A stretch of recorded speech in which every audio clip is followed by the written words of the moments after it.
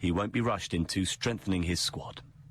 BBC Radio Manchester, satellite weather with Diane Oxbury. Not too much to complain about weather-wise today. It's dry and it's fine, and that's the way it stays through the day. We've got patchy cloud out there, but it will thin and break, so you'll have spells of sunshine coming through.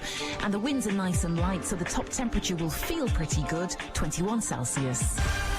Allan Beswick with you on the phones. 0161 228 2255.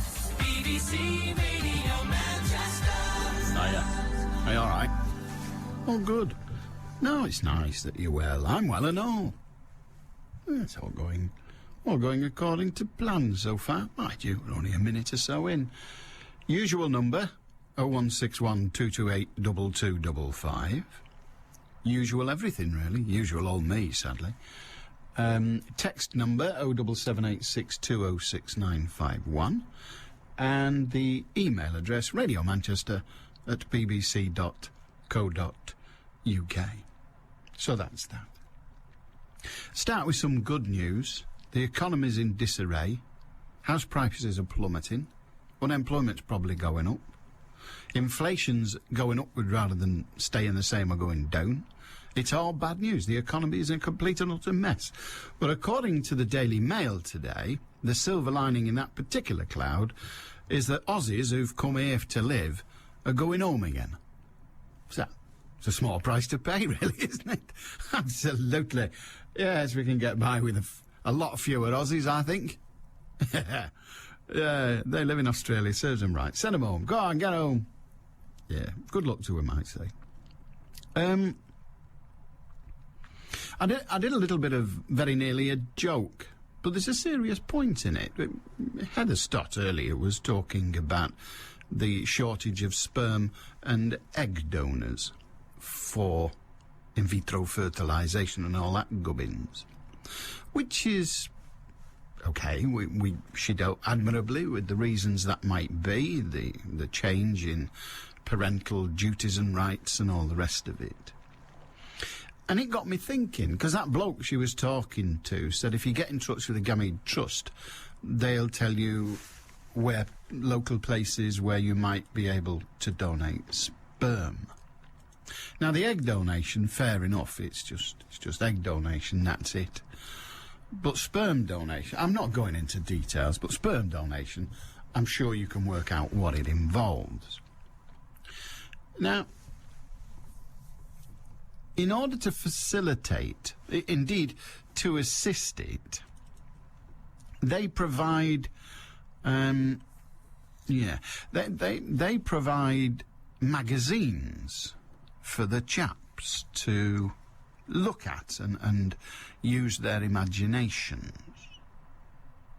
Fair enough, you might think. But when you pay your taxes, when Nye Bevan was creating the NHS all those years ago, did we really think that the service would be so all-consuming that it would also provide pornography, albeit in very, very limited circumstances? But the NHS provides pornography, and I think that's somewhat disturbing.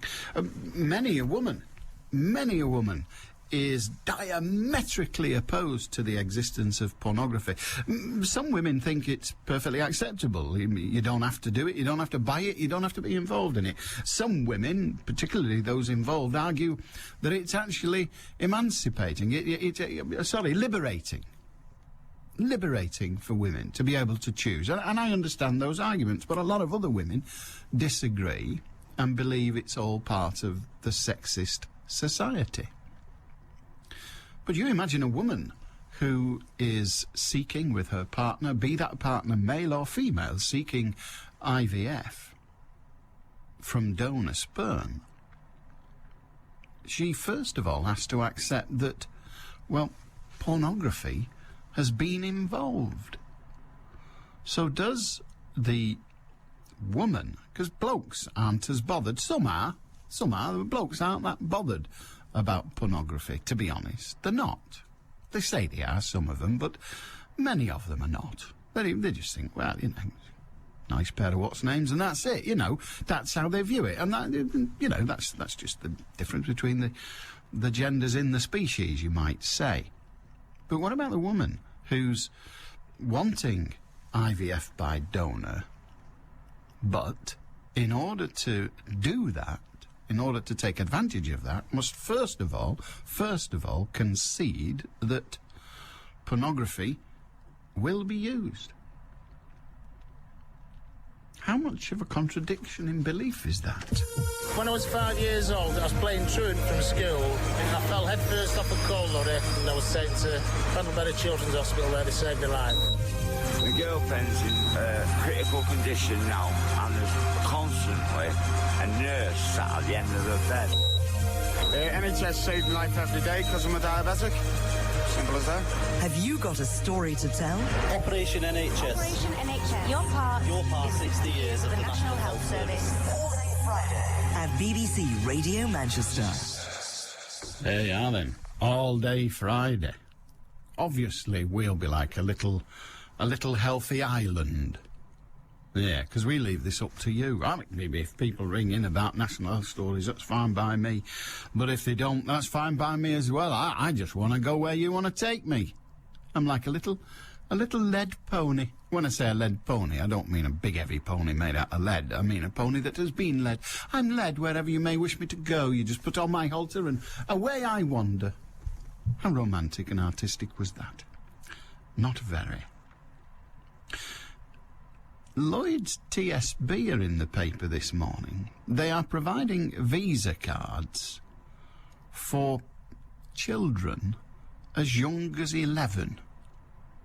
They appear not to in any way relent when challenged. A Lloyd's TSB spokeswoman said, in line with industry practice, in other words, we're not doing it alone, in line with industry practice, we've started to offer customers under 16 the option to have a debit card. Importantly, she said, we do incorporate restrictions which are unique to Lloyd's TSB. The debit card does not allow customers to go overdrawn, and it prevents purchases on websites with adult content or indeed gambling sites. When we wrote to these customers, we involved parents, including parental guides, in initial correspondence when the card arrives. The parent or guardian could request the card, or it wasn't issued, or at any time block it immediately if it is misused. Should kids as young as 11 be allowed to have debit cards? What do you say? I'd be intrigued. 0161 228 2255. And then on this day, in 1837, a British Act of Parliament abolished punishment by pillory. You know, when you use that expression today, he was pilloried in the papers and the like. Well, it means he was ridiculed, utterly ridiculed. And that was the punishment called pillory. It was also the stocks. I've done a little bit of research. In other words, I've looked in a book. And the difference between pillory and the stocks. There are those that argue that the pillory is a kind of stocks, a subdivision, if you like. So the stocks is the collective term for those kind of physical entrapment punishments. But others say, other dictionaries say, that the stocks were the sit-down ones, where you sit down and there are holes for your legs, well, your ankles, and your wrists. So your legs and arms are trapped in the stocks as you sit there. And the other, the pillory, again, according to the majority of definitions I've seen, the pillory is the one where it's raised from the ground and you have your wrists and your head trapped. Neither sound particularly pleasant, if I must say, but there you are. But they abolished, on this day in 1837, they abolished pillory, punishment by pillory. And I think they made a mistake, to be honest. I think the pillory and the stocks is a very, very sensible punishment. Now, it's physical I don't think it induces any great pain. But the thing I like about it, the thing that I think is attractive about it, is that the convicted, the person who's been found guilty of the offence, is then seen to be punished. And, I mean, it does something that an ASBO cannot do. An ASBO, of course, does all sorts of things. What it doesn't do is allow you to see the person taking his or her punishment. So justice is not seen to be done. A lot of people say justice isn't available in our country these days, where previously it was. Well, we could argue that till we're blue in the face. But the sort of the attraction, apart from going and having a laugh at some poor schmuck's expense, come on, we're all a bit wicked. The attraction of the pillory and or the stocks is that you or I, we don't have to throw rotten tomatoes or cabbages at the price of food these days. I think no one would. But the attraction is that we'll see it done. So the big tough lad, that's what we talk about generally, is it? The 15-year-old that's causing havoc in your street. Instead of giving him an ASBO and telling him he can't come round your street anymore, which sometimes works, as we heard from Stockport this morning. But instead of that, if he actually had to sit there on the town hall steps with his head, his hands and his feet trapped by dirty great lumps of wood that are locked together, clamping him in place, whilst people walked past and said, look at that jerk, look at that goon. Exactly. Surely that's got some merit in it, hasn't it? So I think they possibly got it wrong on this day in 1837 when the government abolished the punishment of pillory. I think it was a big mistake, but there you are. And then there's a wonderful story today. Well, a dual story, really. There's a suggestion that a very large number of people have given up smoking. I think the figure given was 20,000, but a very large number of people have given up smoking since the smoking ban came in. People weren't allowed to smoke in pubs, clubs and all the rest of it, anywhere indoors, really, or on commercial or work premises. They weren't allowed to smoke indoors. Perfectly fine. Everybody said it'd knacker the pubs. Well, some of the big chains have said, no, it's been all right. In fact, it's in some ways improved things. But it looks like the deaths of some thousands of people may well have been postponed because they've given up smoking. Well, that's fine. But the government, or the NHS, is doing what we might call an evidence-based investigation into the NHS Stop Smoking service. In other words, they're looking at it and saying, does it work?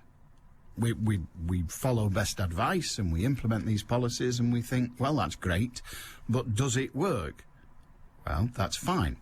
One of the things they're not doing is they're not going to look at the success or otherwise of hypnotherapy or acupuncture. The headline reads, no place for hypnotherapy and acupuncture in an evidence-based NHS Stop Smoking service.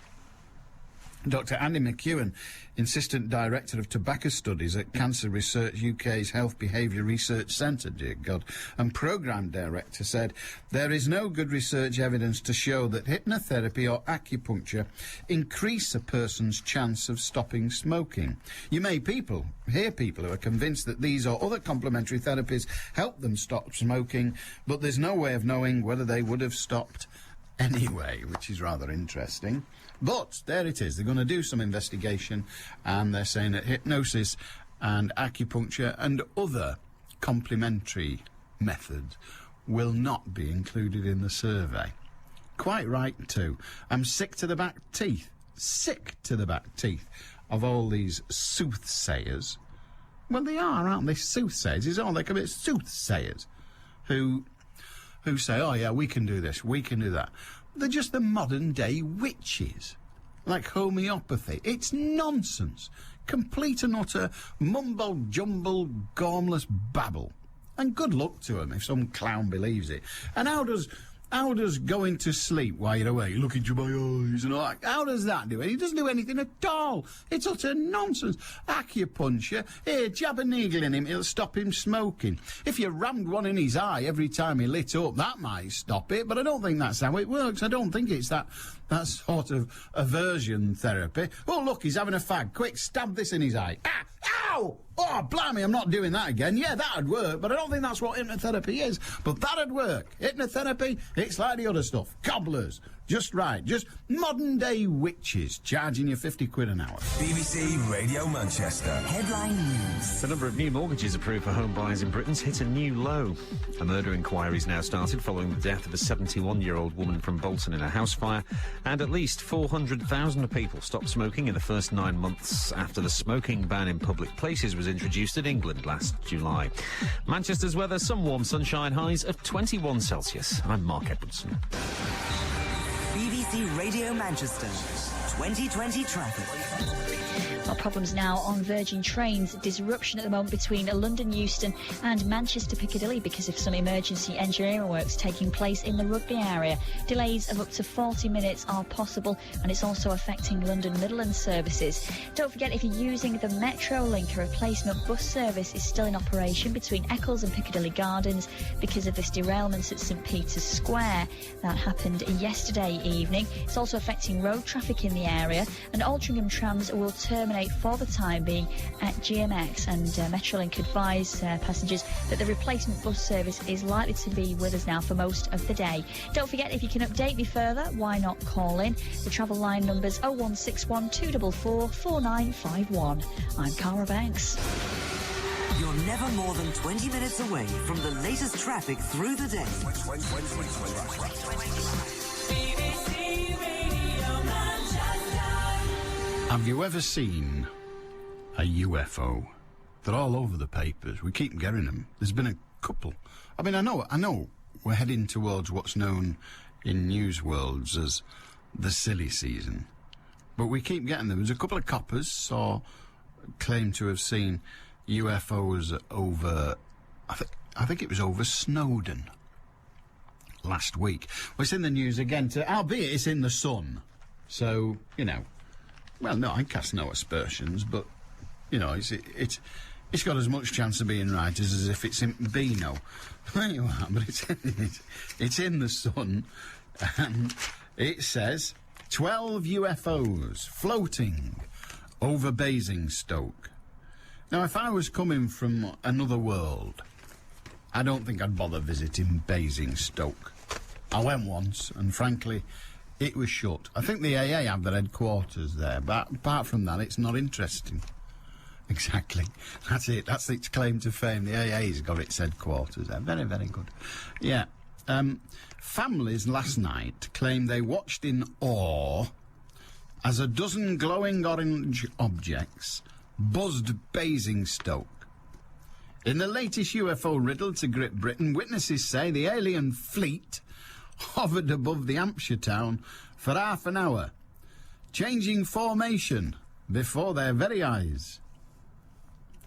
Dad of two, David Osborne, 47, who captured the unearthly phenomenon on video, said, "My adrenaline was pumping, I was trembling all over the place.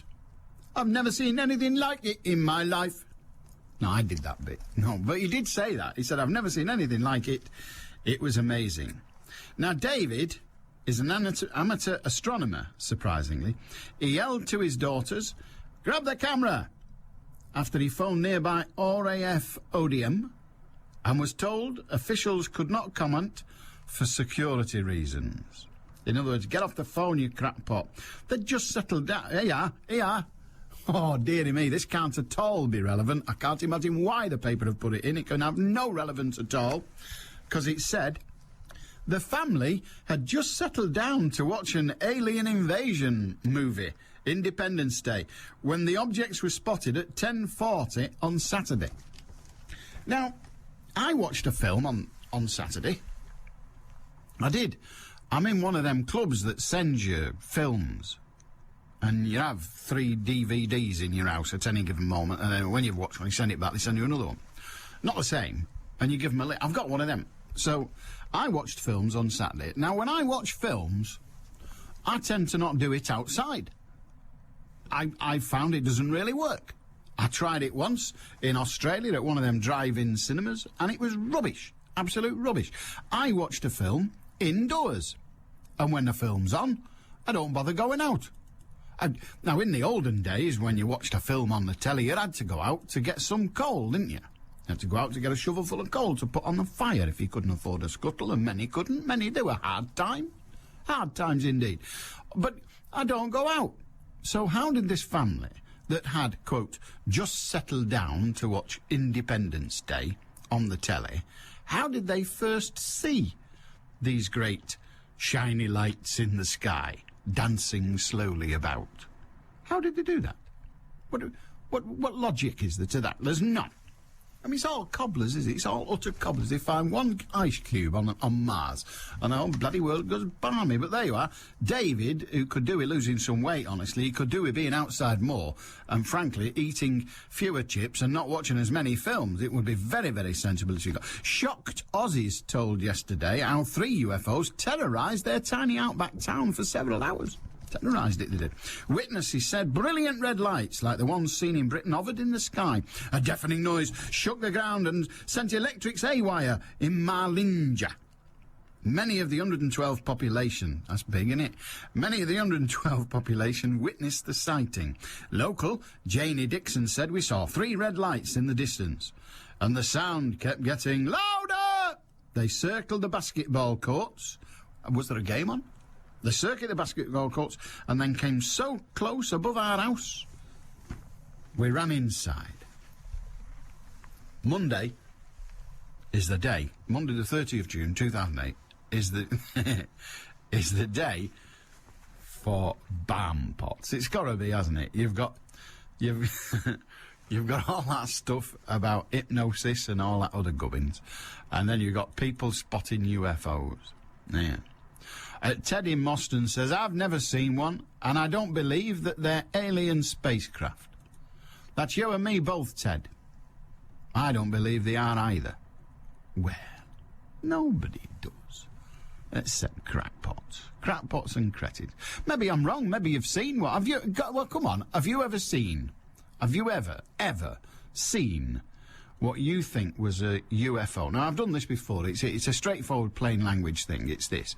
If you see something in the sky, the chances are it's flying, and you don't know what it is. Then it's an object, it's flying, you don't know what it is, so it's not identified, therefore it's unidentified, so it's an unidentified flying object. Exactly.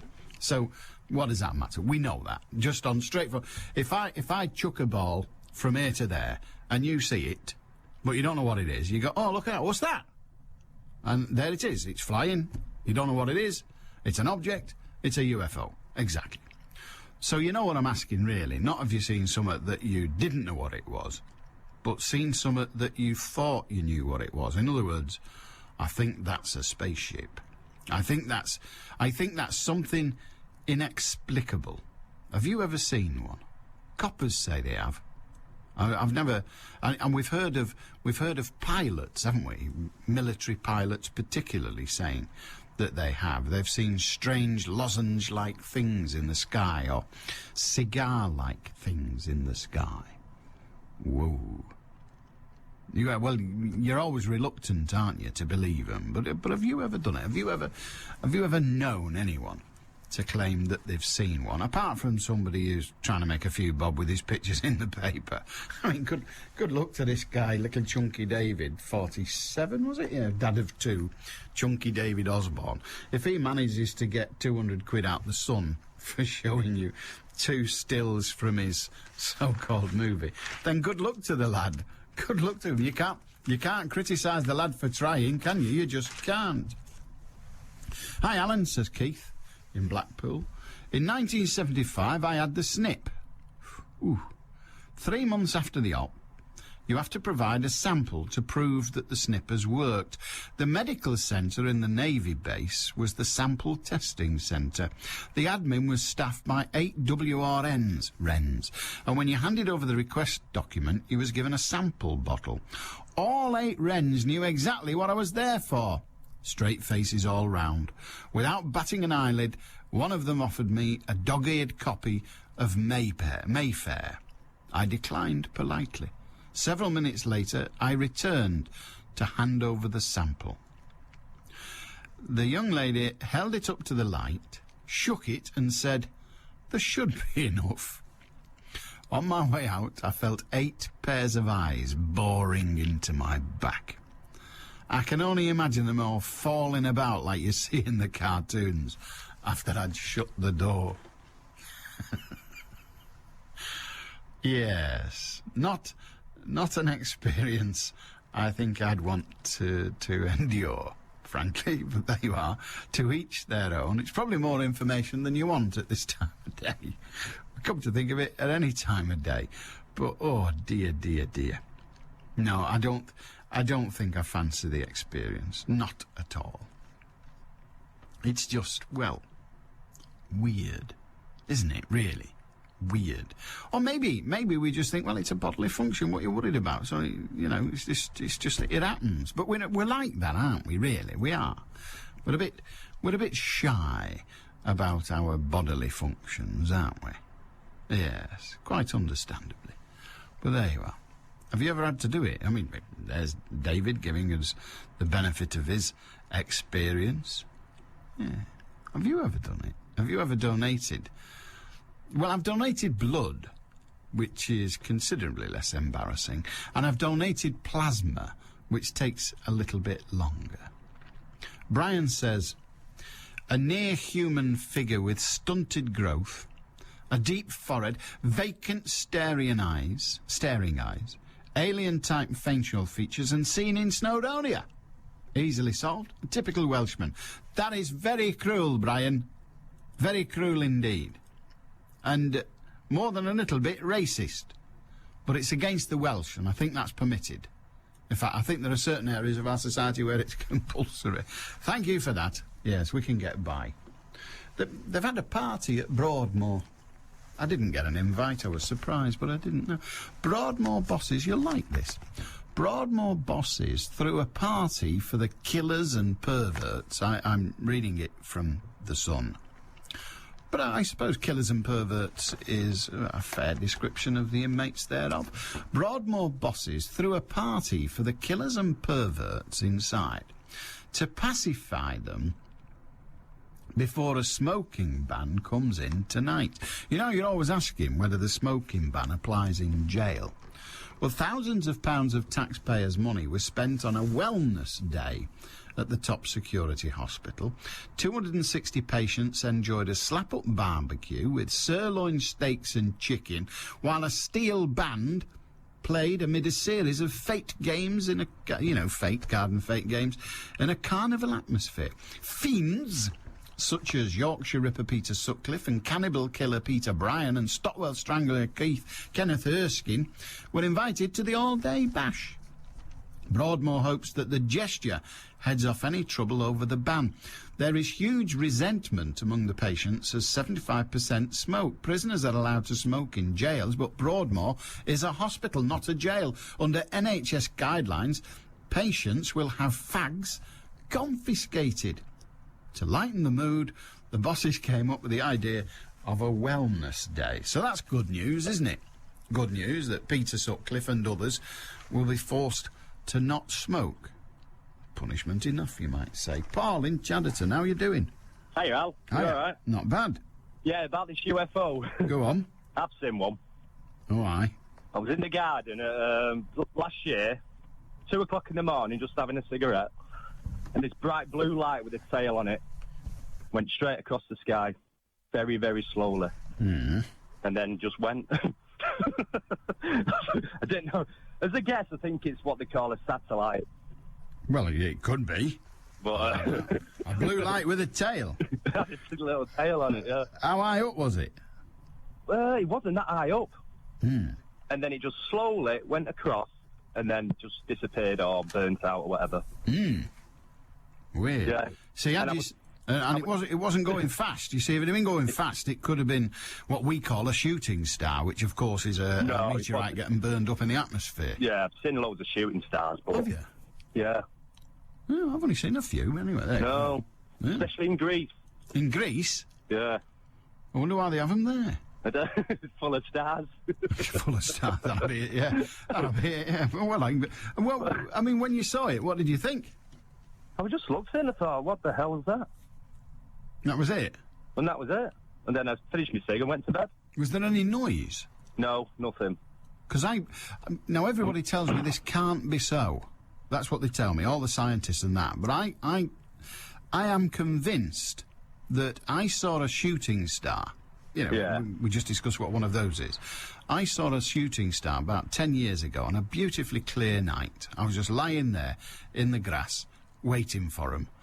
And I saw a shooting star. Well, there'd been a news report that there were going to be hundreds that night because there was a particular lump of rock coming towards us or whatever. Yeah. And I lay there waiting for these, and I'm sure I heard a crack as it burnt through the atmosphere. And everybody all the scientists say, not a prayer, Beswick, not a prayer.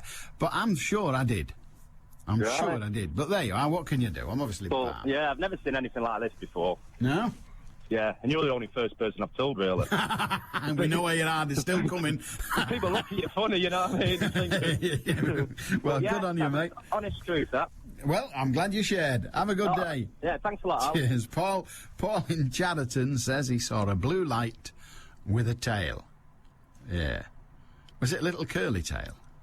No, I know what he means, because it's like a comet, isn't it? A comet. Do you remember Hale Bop? Oh, we all got very excited about Hale Bop for a while, didn't we? It was here for ages. Yeah. Oh, that's nice.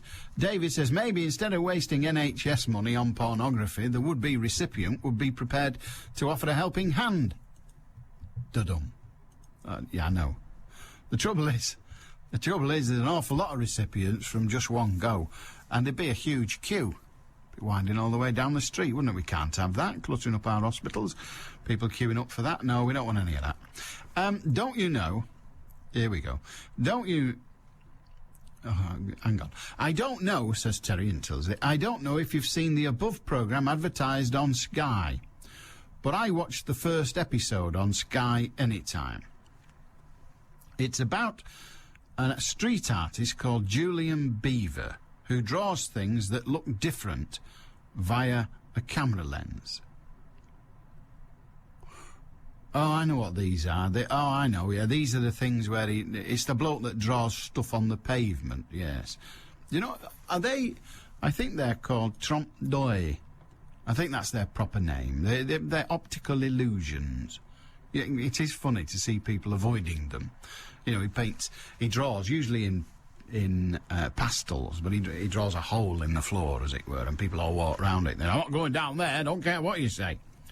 Obviously, one or two come along and throw themselves down it, thinking that they'll get 12 grand off the council, but we don't count them, really.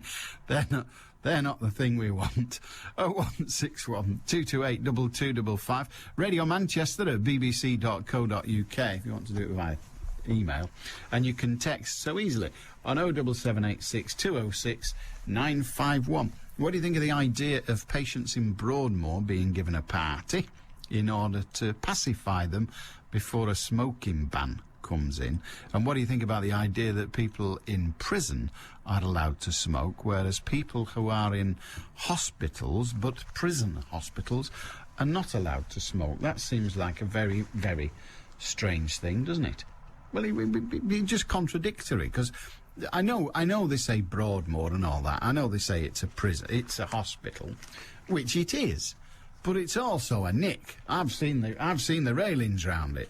They're huge. They're as big as the ones round a prison. So in truth, there's not a right difference between the two, except of course the warders are sometimes called nurse, but they still have to be.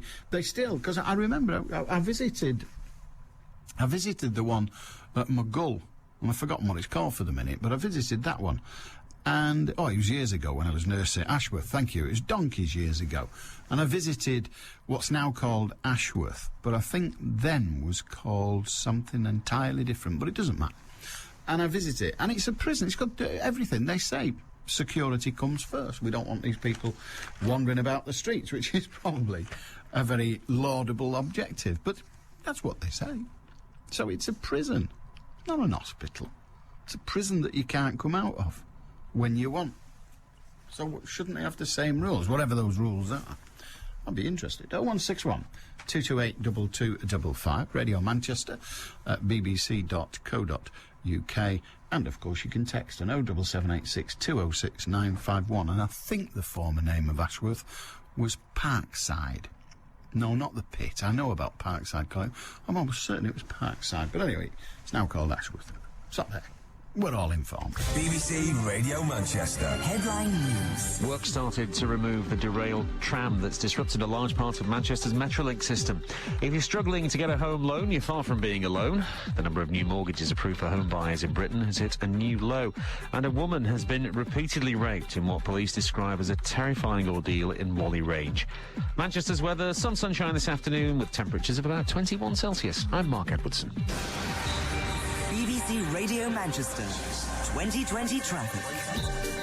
Starting firstly on Virgin Trains, and delays of up to 40 minutes can be expected between London Euston and Manchester Piccadilly because of emergency engineering works underway in the Rugby area. It's also affecting London Midland services. Now to Inns and Warrington Road on the A573 still has temporary traffic lights in operation around the junction with Redbrook Road and Darlington Street East. So do expect delays whilst Britannia Bridge is being strengthened.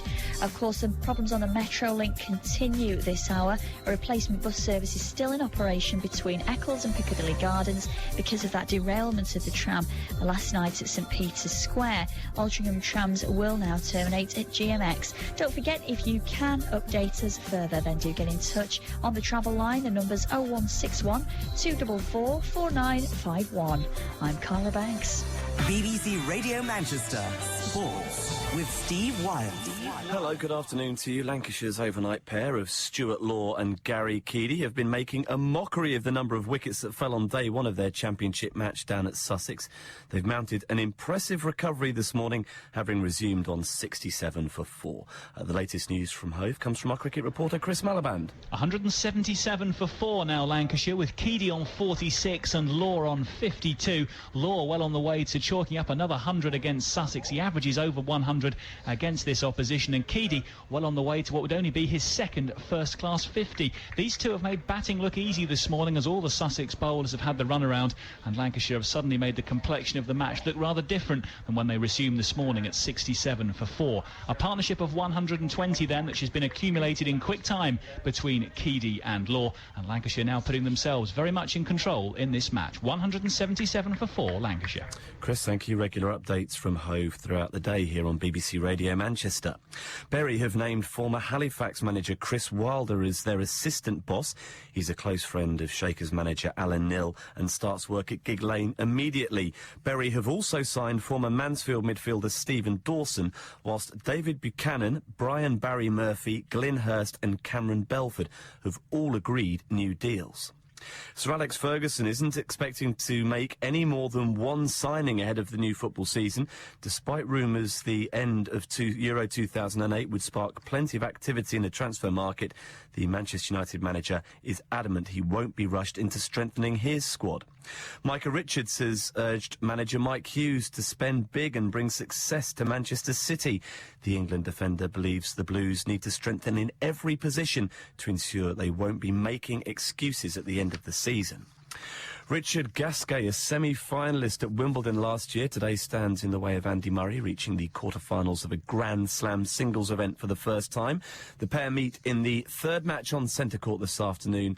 Murray has only lost one set in reaching the fourth round and says he's in the right frame of mind. He's not had the best year, but I think grass, his results probably show it's his strongest surface. He played pretty well at Queen's and lost a tight match to Nalbandian, and obviously has won through pretty comfortably here so far and made the semis last year. So if he plays at his highest level, it's going to be a really tough match, but I feel like if I continue to serve like I have been, I got a good chance of winning. Roger Federer, the defending champion, is first up on centre court against the 2002 champion Leighton Hewitt. Dame Kelly Holmes and Sir Stephen Redgrave have both signed a petition featuring over 100 names against Dwayne Chambers being able to compete in the Olympics this summer. Over the weekend, Chambers twice ran under the qualifying time and is expected to challenge the Olympic ban, but Dame Kelly has strong feelings on the matter. Everybody needs to make a stance that is against people taking drugs and enhancing performance, because we want sport to be seen what it is, those that give complete determination, hard work, commitment, have a dream and passion, and really give their life to their one goal. So I think it's important that we have role models, and role models are those people that succeed because they have put in that hard work. That's Dame Kelly Holmes. Mornings sound better with Eamon O'Neill and Diane Oxford. Eamon and Diane. In Florida, there was a bear. Not at large, in a zoo or something. A black bear. Yes, it was darted on purpose to seduce him. Seduce him? To seduce him. That's a hell of a weekend, isn't it? How very bizarre. So take it to the zoo. So taking it to the zoo. We're going to the pictures next. Eamon and Diane and you. We've been talking about packing this morning. Who does the packing in your house? Susan. I don't do it. She said, get all your stuff out, shirts, shorts and what have you. You hang them there. You go down and watch the football. That can't be any better than that, can it? That's the way, isn't it? The station with Eamon and Diane for breakfast. They must have escaped from somewhere. Back tomorrow morning from 6 at BBC Radio Manchester. I don't think Eamon O'Neill is in a position to say they must have escaped from somewhere. There's quite a few people think he has. It's just gone 1:45 on BBC Radio Manchester. John in Stockport. Hey, mate. Good afternoon, John. Good afternoon, Alan. It's all right, don't worry. We've all been there. What can I do for you? I had a chop back in the 70s. And basically, when I brought my one from last sample in, I couldn't find a nurse. And all I could see was this cleaner cleaning behind the desk, and it was a surgeon on Winslow Road. And I thought, what do I do? And she says, what are you here for, love? And I said, I brought a sample. And she said, give it to me. And I gave it to her. And she looked at me with a big smile on her face. And I thought, wait for it. She says, is this second hand or first hand? And I thought, what do I do? And I wanted to answer something, and I couldn't find, because I was not petrified, but I was lost for words. I should have said something. No, you should have said right hand, yeah. Quite, yeah. Or left hand, yeah, quite. Yeah, oh dear. And I didn't find the whole procedure that great, that people were saying, it's very uncomfortable, it's this and it's that. Yeah. It was over in minutes. Are we talking about the operation here? Yeah. Oh yeah, when you had it done? Yeah, I mean, I watched it. You watched it? Oh yeah. Did you get a crick in your neck? No, well, those days they used to put your legs up, but didn't lay you down flat. They used to put you up so you could see what was happening. If you wanted to see what was happening. Yeah. And then they'd bring the chair up. And I barely had a look. I think I'd have watched. Yeah. Yeah. I could see bits, and it wasn't... I didn't find it... The only part I found about it is when the missus picked me up, and she used to be a rep then, and she took me down the cobblestones in Manchester, and that's the only part that I found very uncomfortable. Did she not like you? No, she did. We were going to go home on the flat roads, but now you've had this done, we're going bumpy way. No! Good on you, John. Cheers, mate. Have a good one. John, who's done the stop me and buy one. Sandra, or is it buy me and stop one? Sandra in Chatterton. Hiya. Hi, Alan. What have you got? I spoke to you a few weeks ago, I don't know if you remember, about a problem I was having with a travel company, and I wanted to transfer my daughter and her partner onto the holiday. And they said, no, not at all. We've sold you the holiday, you stuck with it. Yes. I remember. Yeah. Right, well, I did what you said. I got in touch with the tour operator, and they were adamant that we had to cancel and lose £150. So I just, we were stuck with their terms and conditions. I accepted it. But we had paid more than the £150. We'd actually paid a deposit of £269. And I was told that the balance would be returned to us. Anyway, it still hasn't turned up, so I've been on to them again. And they said that, they'll chase it up. But the thing is that I wasn't aware when I booked it that they were part of a larger organisation. And when the paperwork came through, that's when I discovered it. Now, this larger organisation gives points.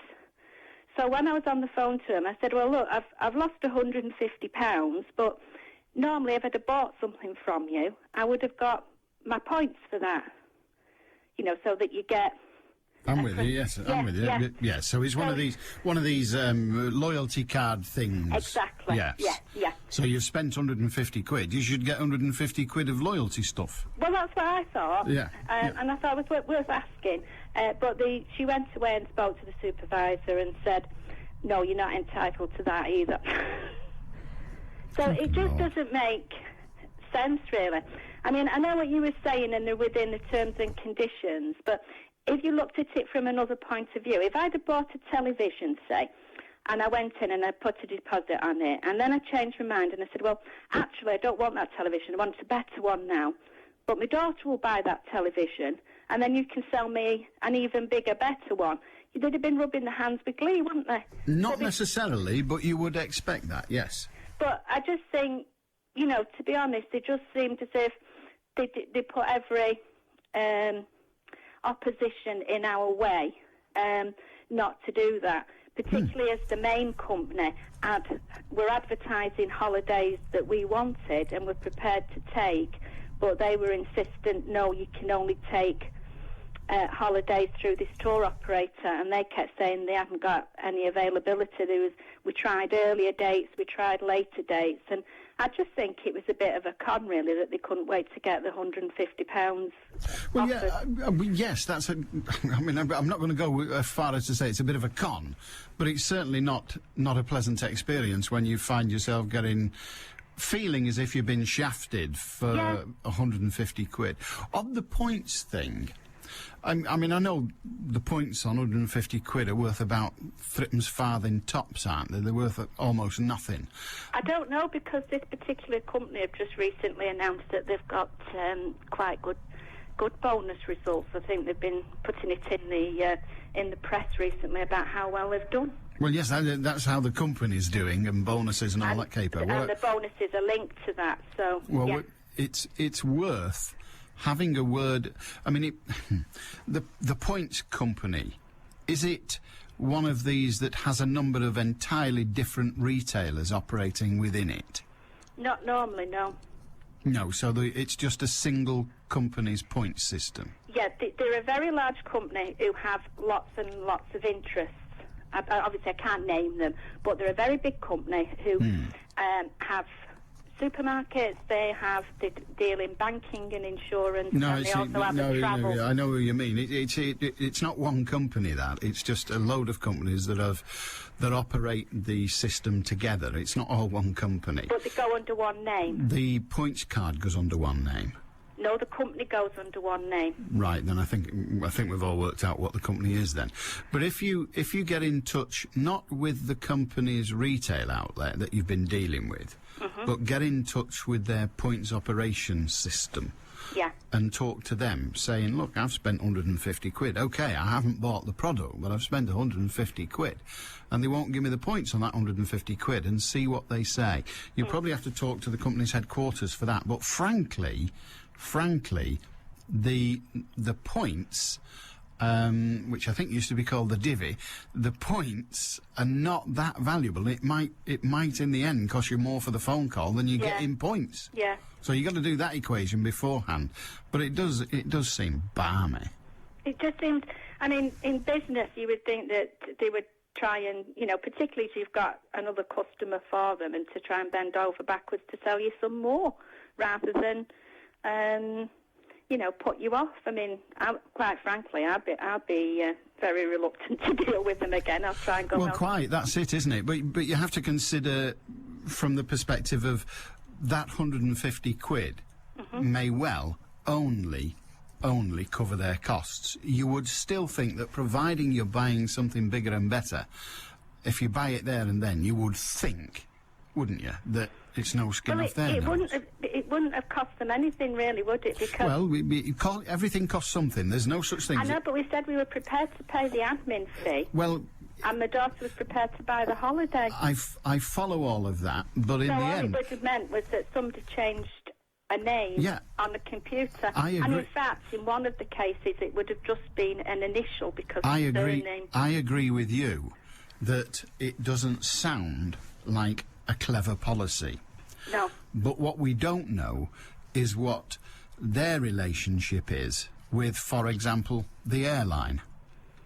For example, the airline may say to them, right, you've handed over this 150 quid for the flights, and we want another 150 quid if you change it. We don't know. I suspect that's not the case, but we don't know.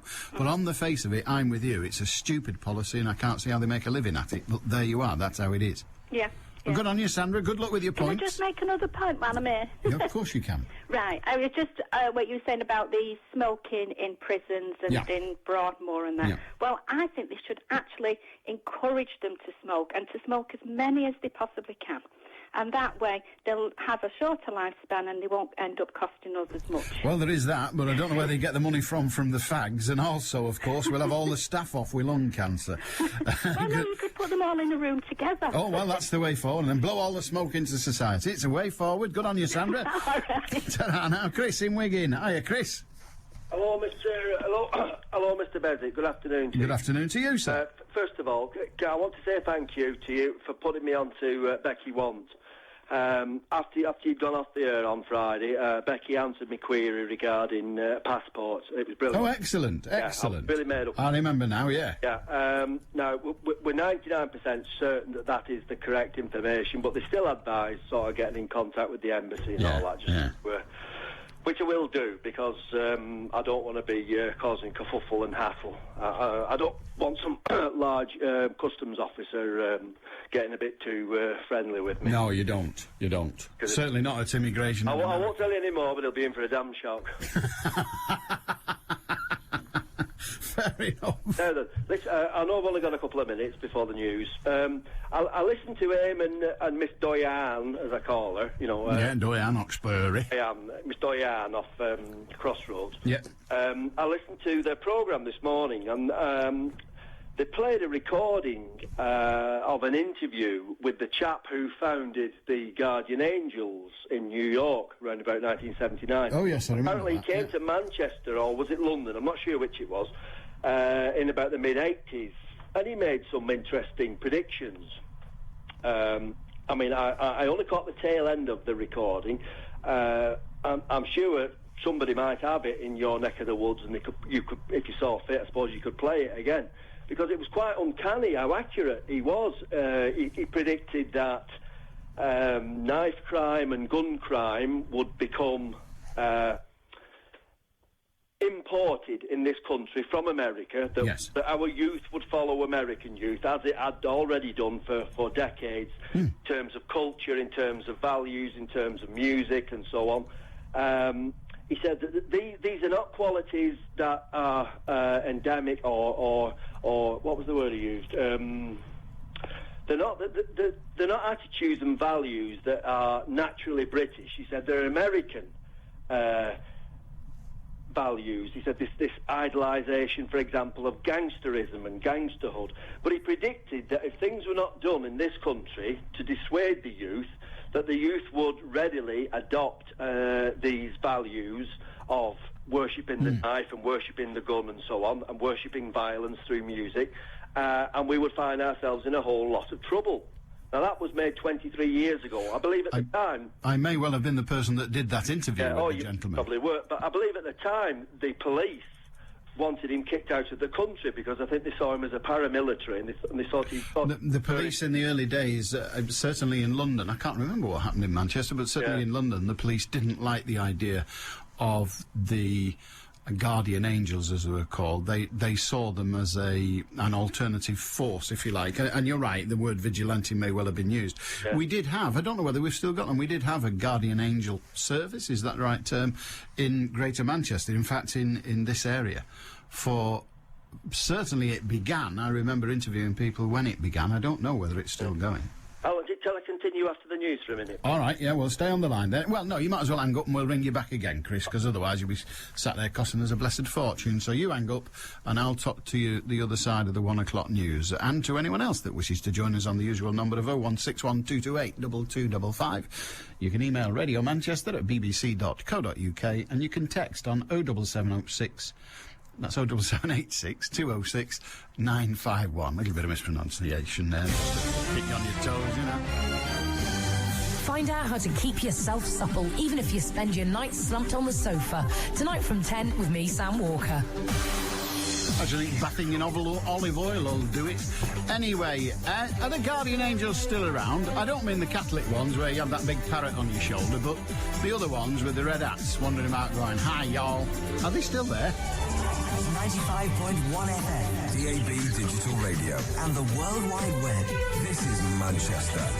BBC Radio Manchester.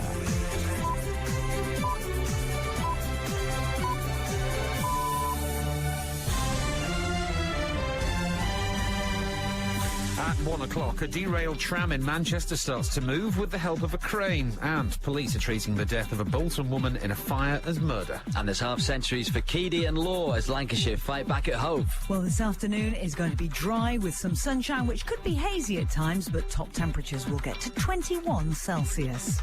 And if you're using the Metrolink, replacement bus service is still in operation between Eccles and Piccadilly Gardens because of that derailment of the tram at St Peter's Square last night. Altrincham trams will terminate at GMX.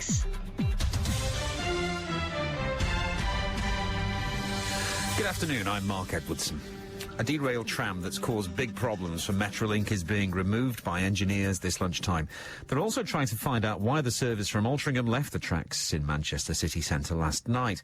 30 people were on board at the time. One passenger suffered minor injuries. Gemma Dillon reports. The platform at St Peter's Square is empty, but the track here is a hive of activity. There's men in orange jackets repairing the line where the Metro derailed, and there's sparks coming off the track as they're working. Looking down Moseley Street, where the Metro was on its side this morning, JCB vehicles pulled it into an upright position.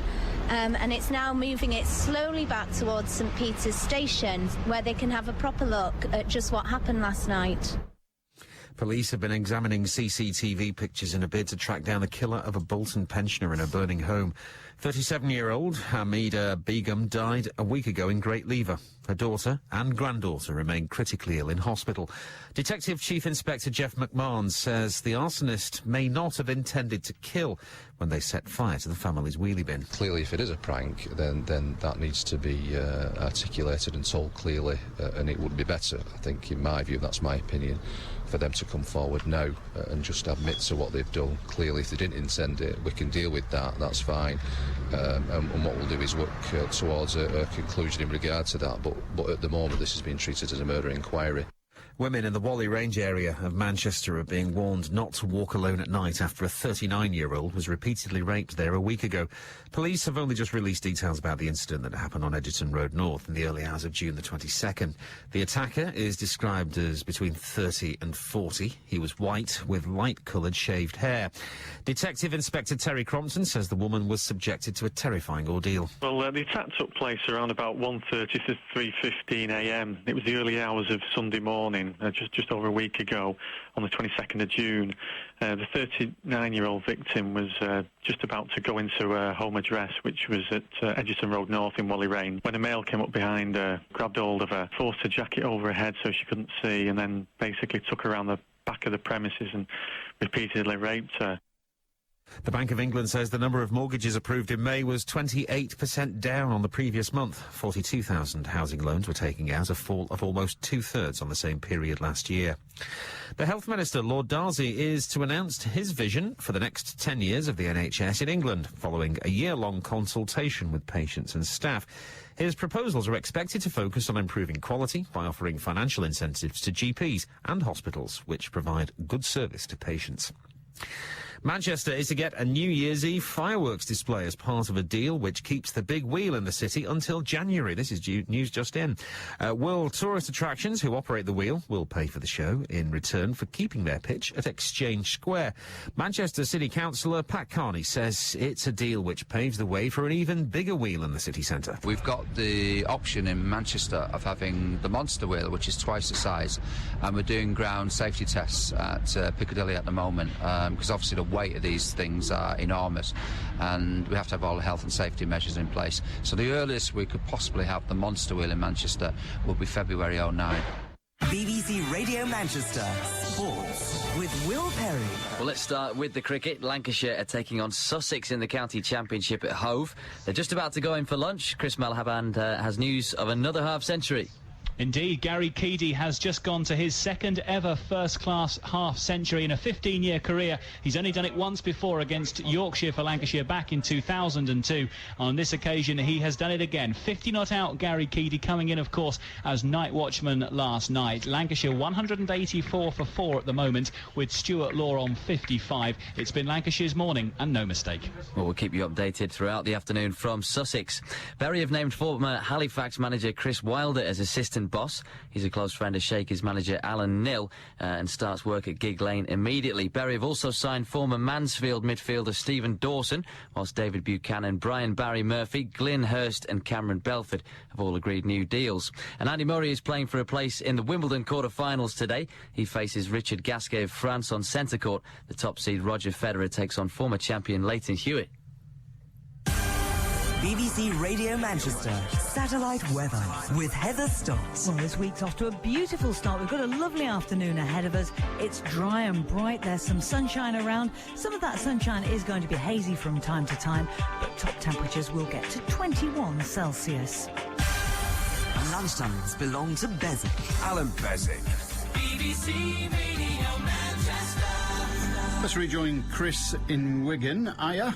Hello, Alan. Hiya, while you've been on, while we've been listening to the news, I've just done a teensy little scan of the internet. The 2004 it was when the Angels, as it were, began in Manchester. The Red Berets of the Guardian Angels may be a common sight. No, indeed, they were there in existence before that. But the America's distinctive do-gooders have been keeping the public safe by patrolling the streets and subways of the Big Apple for more than 25 years.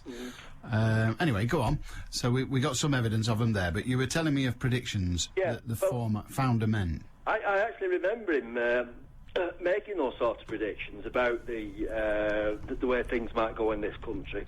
And I remember at the time I thought, well, yeah, he's right about music and things like that. I mean, I may have mentioned this before. I love rock and roll music, so there's your immediate parallel. And apart from the Beatles and so on, that invasion in the 60s, we've basically got our musical culture from the States in terms of pop music, hasn't it? So yeah, I like to think it's with him on that, but I could not see how this picture that he was painting of a massive escalation in gun crime and knife crimes and so on. I thought that could never happen here. I understand it's happened in America, but we just are not part of that mentality or that sort of psyche. So I thought he was being really pessimistic. But tell you what, Alan, as sure as eggs is eggs, he's been absolutely spot on. You know, when you said you've been delving a little bit a moment. Well, just on the interview that he gave. No, I can't find that. That would be. It was on Eamon and Diane this morning. I can't find that from here. That's all I'm saying. Because I was very interested to hear you talk about the stocks this morning. Because yes. You probably remember my stand on capital punishment. That I believe it should still be on the statute book for the use in extreme cases. Now, I know we'll never agree on this, but when I heard you talking about the use of the stocks, for example... And the pillory, yeah, I thought, well, he's coming along to my way of thinking a little bit. Because, once again, I couldn't... Even if we had that on the statute book, I couldn't see us using it. I mean, we never would be allowed to do because of Europe and things like that. We would be infringing human rights or whatever. But just the threat of it, I think, would make an awful lot of people think twice. And it brought to mind an illustration I once saw in quite an old history book. I think it was A. Houseman or somebody like that, a historian during the wars. and it showed a picture of a device which wasn't the stocks and it wasn't the pillory, but it was called a forestaller.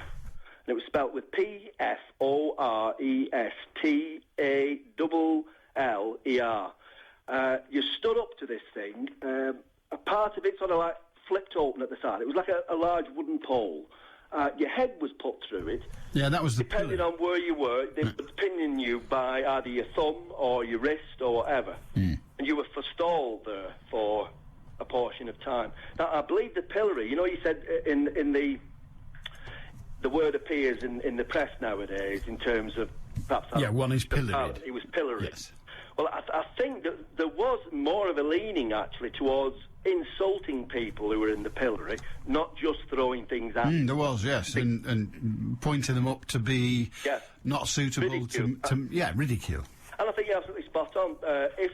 If some of the naughty lads today had that sort of a thing to look forward to, where they would be dissed, as they term it. That is the term, not one I like, but yes, that's the term. Where we would show that we ain't showing them no respect or nothing. You know, this is the sort of parlance that's used. I think the prospect of that would be far greater than an ASBO or even a time in prison. All right, good on you, Chris. Thank you. One very last thing. Go on then. I was watching an episode of Porridge the other night, and once again I cast my mind back to when Porridge first came out, and I remember having this discussion with some of my pals at the time, and we said to each other, if prison was like that, it wouldn't be a bad place to be, would it? No, it's like fun and games sort of thing. Whereas now, I'll bet if real prison today was like it's portrayed in Porridge, there'd be an uproar from the prisoners.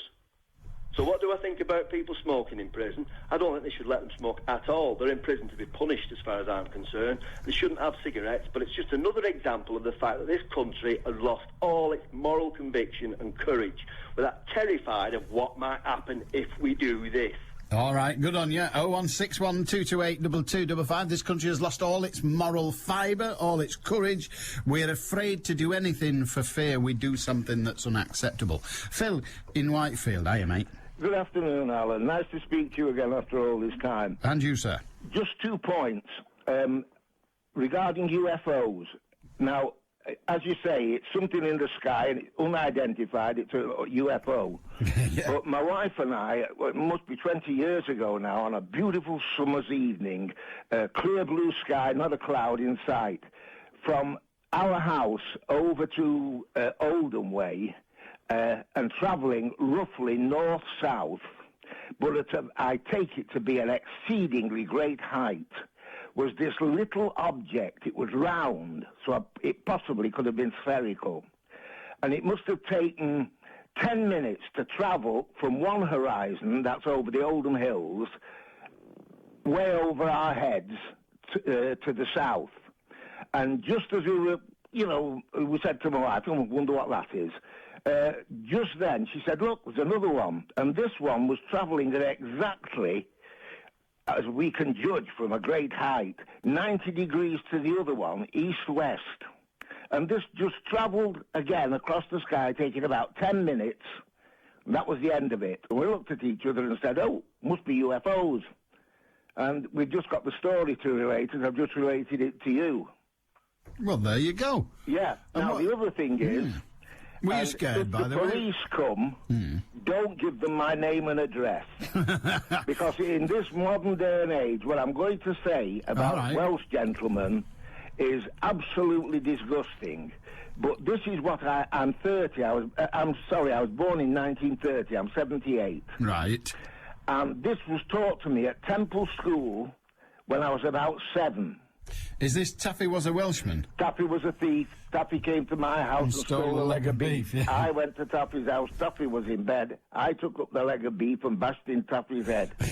Now, that was taught to us at the age of 7. Indeed it was. It was disgusting. Well, yeah, absolutely. They were still teaching it when I was a child. Good on you, Phil. OK, look after yourself, Alan. I'll keep your address secret. Bye. Ta-ra, mate. I remember it. Oh, dear, the things we taught. Mind you, we used to do the eeny, meeny, miny, mo, didn't we? Yes. We did. So the world has changed. In some cases, the world has changed for the better. Alan says, Neil, in Bebington, on average, you should see a shooting star every 10 minutes on a clear night. Who's getting all mine? Wake up to the weekend with Allan Beswick. Oh, that's good.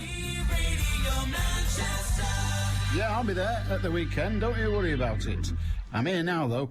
0161 228 2255. Mustafa in Cheadle-Hulme. Hello, Mustafa. How are you? I'm fine. Good. Thank you, Alan. Good what afternoon. can we do for you? Good afternoon. Yes, I just want to discuss with you, something happened, I think a week ago.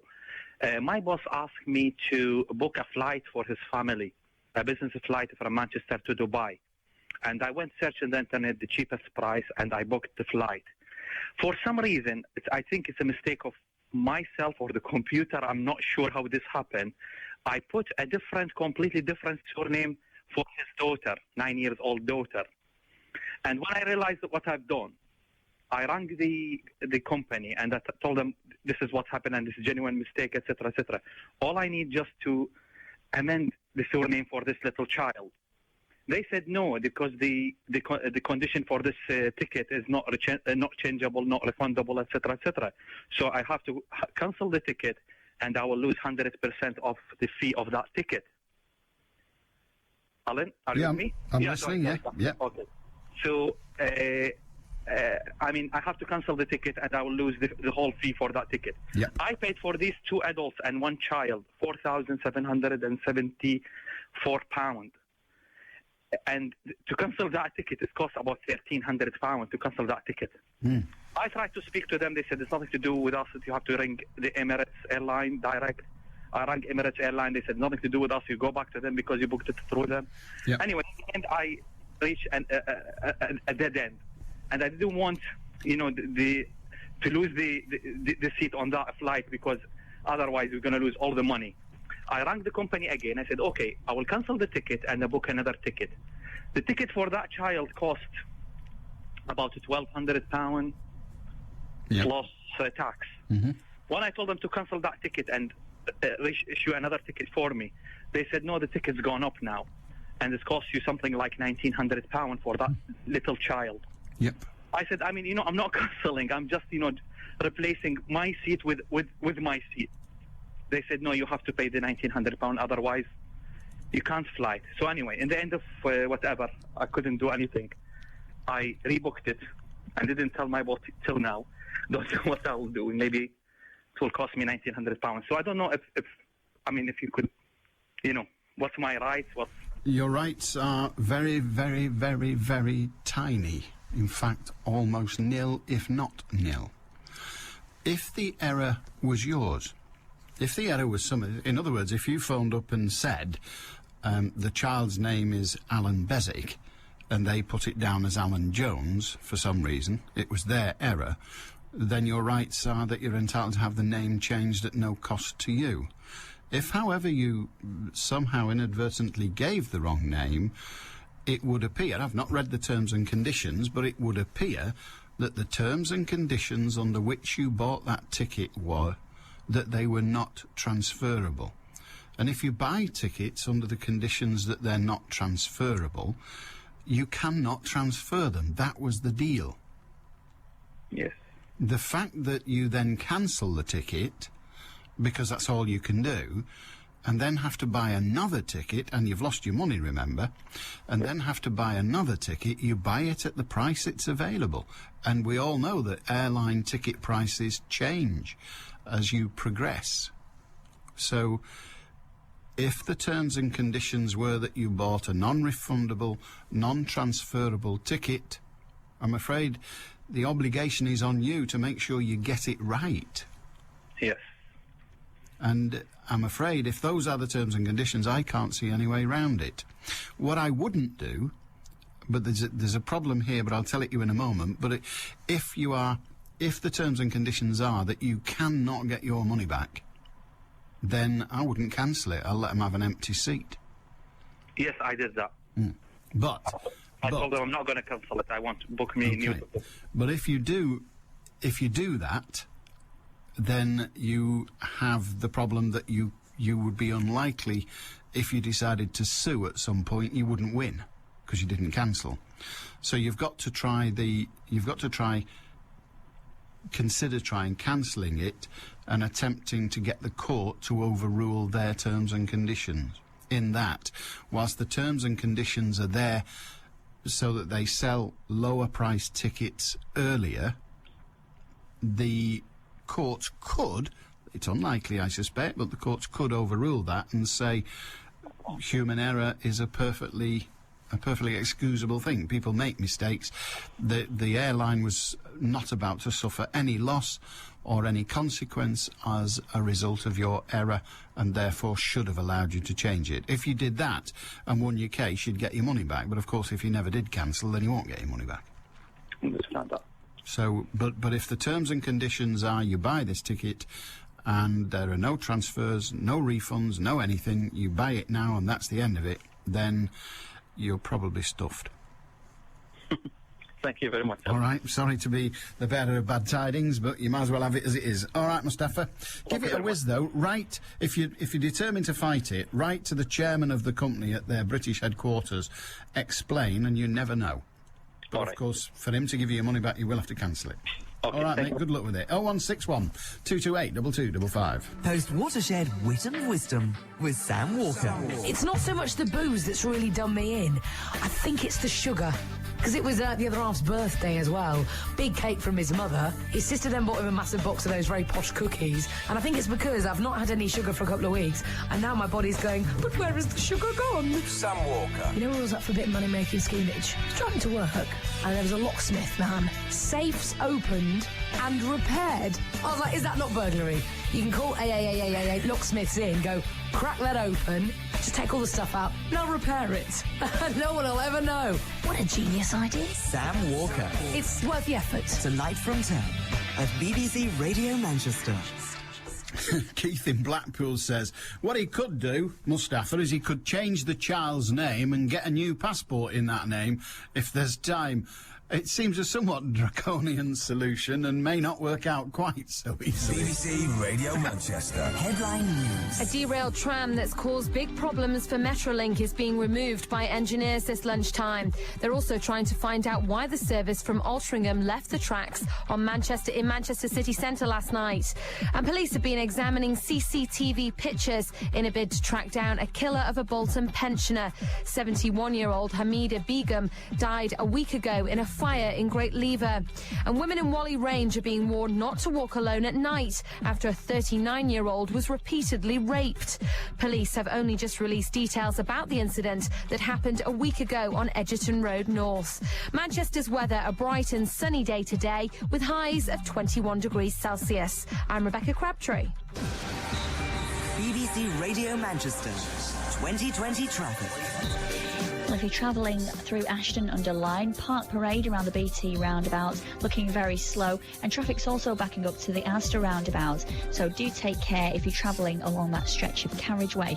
Taking a look now to Princes Street in Manchester on the A34 southbound between Clarence Street and St Peter's Square is still closed off, I'm afraid, because of the derailment of that tram yesterday evening. Now there's a replacement bus service still serving Metrolink customers between Eccles and Piccadilly Gardens, and if you're travelling on the Altrincham to Manchester tram, then services will terminate at GMX for the rest of the day. Don't forget, if you can update me further, why not get in touch on the travel line? That's 0161 244 4951. I'm Carla Banks. With more updates than the other guys. 2020 traffic.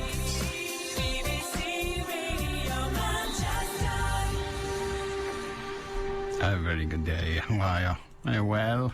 Oh, excellent. So am I. Yeah. Matt White's with you today. I don't know where Becky Want's gone again. There must be a shop opening somewhere on the planet. She's zapped off, not wanting to miss it. Anyway, so Want is off in a shop, presumably trying to hassle some kind of deal. Well, you got to live in the winter, haven't you? Anyway, you've got Matt White instead. Yeah, he of the darkness. Yeah, we keep him hanging upside down in a wardrobe. He's having terrible trouble with the daylight. The broadcasting's fine.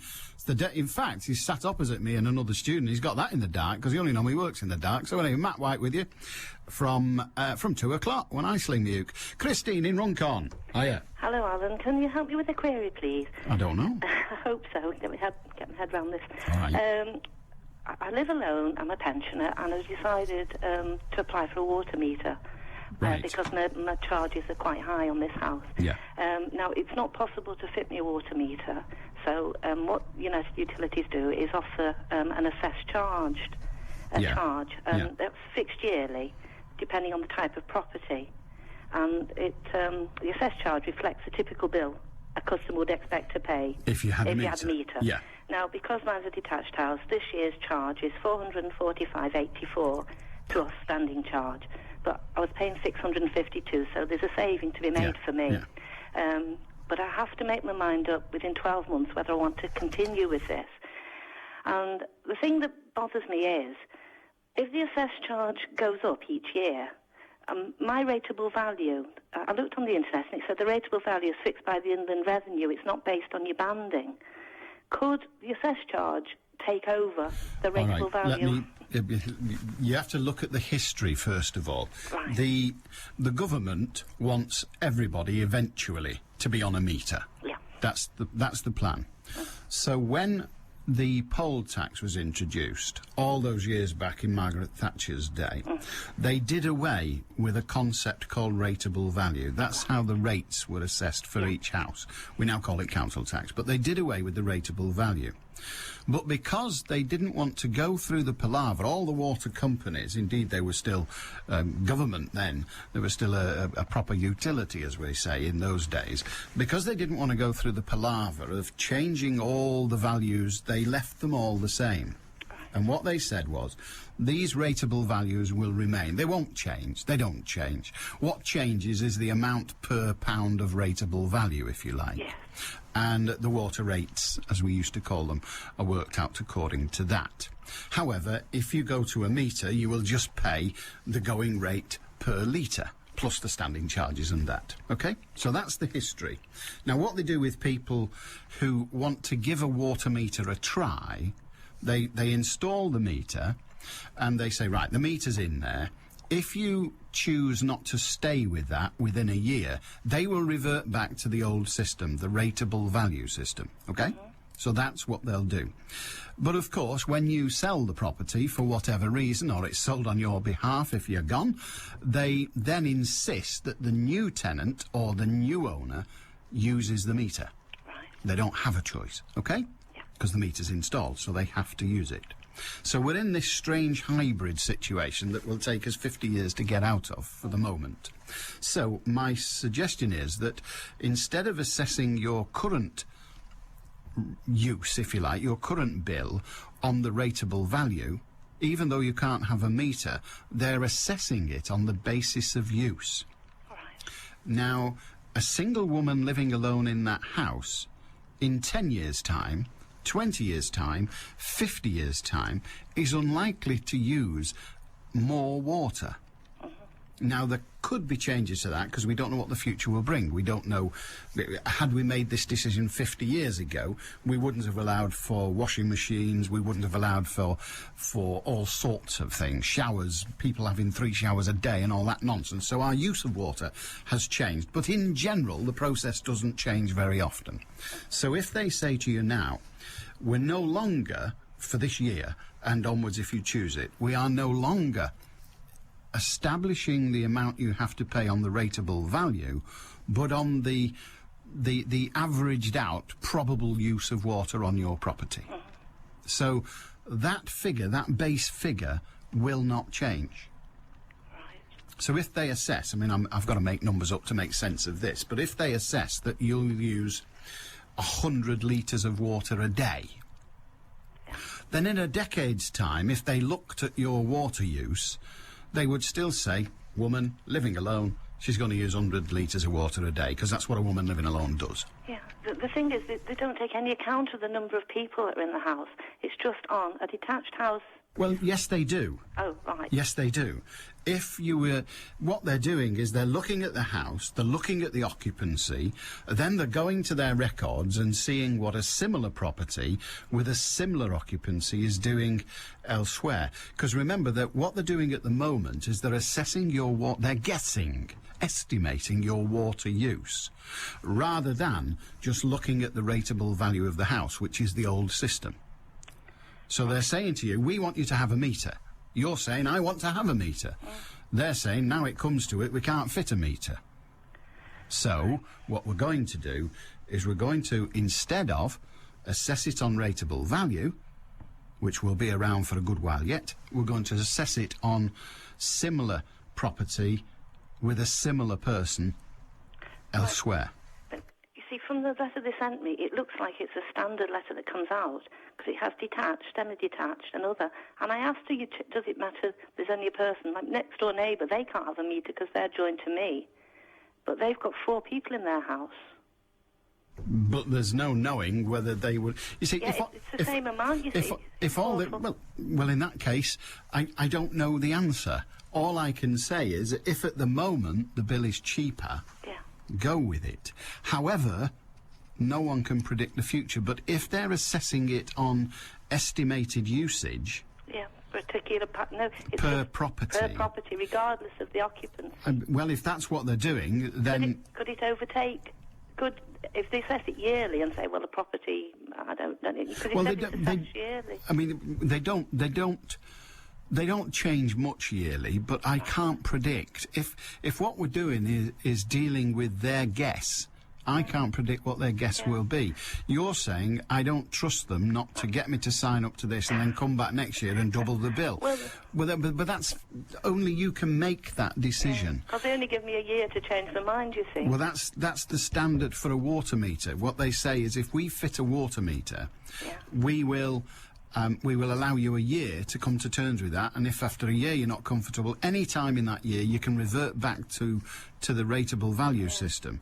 Now, if they're saying that they're going back to the rateable value system, then fine, but they're not. They're saying this is something different, and they're offering it to you as if it's something cheaper. And if it is at the moment cheaper, I really can't see that they would be able to justify politically altering that system to make it more expensive for you. Having said that, I don't understand their logic of estimating your water usage per property, because that's all the rateable value does, really. It's a very, very clumsy way of doing it, but fine. All right. Well, thank you so much for that. It's all right. It doesn't seem to me to be much of an answer for you, but frankly, if they're offering it as an alternative to the rateable value system, and it's cheaper at the moment by a substantial sum, I think it's worth thinking about. Hopefully it'll continue to be. Well, you would hope, because you've got to bear in mind, North West Water and the government are very, very keen on getting everybody to use a meter. So they're gonna have a system where using a meter appears advantageous. Unless you've got about 30 kids, and then it's a bit of a swine. All right, love. Thank you so much for that. If anybody's any experience of that, retrospective experience, you can only have retrospective experience. That was a tautology, my apologies. But if anybody's got any experience of this guesstimate system, rather than the rateable value or the meter, there won't be many people that face that position. But if you've experience of that guesstimate system, I'd love to hear, so we can give Christine some better advice. If you have any advice for her, do give us a call. 0161228 2255. John in Marple says that Mustafa should be able to get the tax back on the ticket. You remember Mustafa, who bought a number of tickets? One was for a child, but he inadvertently gave the wrong name, and now it's costing him 1,300 quid because they won't give him his money back. It is suggested by John in Marple that he could get the tax that's been paid on that ticket back. I don't know which tax you mean, whether you mean the VAT or whether you mean the airport taxes and all of those things. I've no idea, nor even who you would get it back from. But Mustafa, there's the information for you from John in Marple. Who am I to argue with such people? 01612282255, Radio Manchester at bbc.co.uk, and of course you can text 07786 206 951. Tim in Hazel Grove. Hi, Tim. Hello there, Alan. Hello, mate. What have you got? UFOs. Go on. Right. I wasn't on my own, by the way. There was 5 of us. All right. And I'm looking at the exact location now. I heard the police helicopter, Indian 99er. And I thought, and I could see the lights off the helicopter. And I thought, what's going on? There might be some robbers. So I said, I'm going to have a look. So I goes out, and my missus and my daughter come with me. And when we went round, there was the helicopter. And guess, there's a row of terrace here. And above the roof of the terrace was this massive, you know, the Queen's Ballroom, Bellevue. What was the dance hall? Mind you, you're going back a bit. Yeah. Well, they used to have a big shiny ball, didn't they? They did, yeah, the glitter ball, yeah. Yeah, it used to send you bloody dizzy. Scrobe it was. Anyway, there was this huge ball, and it just looked like one of those in a dance hall. And Doreen was there, my wife, my daughter, and Brian from next door. And this helicopter, the police helicopter, was watching it. It was hovering. The helicopter was hovering. And this thing, this big ball, was just kept turning round and round and round. And the missus put both her hands over her mouth. And she came in. And Doreen said, what the bloody hell's that? Anyway, it was there, not for a long time, and then it scarpered off, and the helicopter went after it. So the next day, I couldn't phone up because it was night time, and they don't ask. So next day, I phoned GMR up, and I told GMR about what I'm telling you now, and they said, GMR said, yes, we've had plenty of phone calls about it. It's been seen in several locations. But it headed east towards Buxton. Now, I know a little bit about Buxton and those quarries. They get up to all sorts of bloody mischief there. Why do you want armed guards guarding big lumps of rock? I've often wondered that. Anyway, that is what I saw. And I'm looking at the location now. It was a huge dancehall ball. It was massive, all glittering, and the police helicopter was monitoring it and watching it. It went, and the police copter went after it, and there was 5 of us, and we all saw it. Okay, well, thank you for that. I'm grateful to you. I'm intrigued now, not by the ball, but by the idea of them guarding lumps of rock in Buxton with armed guards. Armed guards. Do you want to expand on that a little bit? Yeah. Well, me and my mate, I can't imagine his name. Okay. We shouldn't have been where we were. We were poaching. Mm. How long ago was this? Quite some time ago. Well, that could have been last Tuesday. Do you mean 40 years, 50 years? No. 10 years? Oh, no, less than that. Okay. So anyway, I got my binoculars out, and I had a gander down into the quarry. And I said to Dave, have a look at this here. See, am I seeing things? So he had a look. He said, I don't believe it. There were armed guards walking around. And where was this? Glossop, did you say? Buxton. Buxton, sorry. Yeah, Tunstead. Tunstead. Yep. And there were armed guards.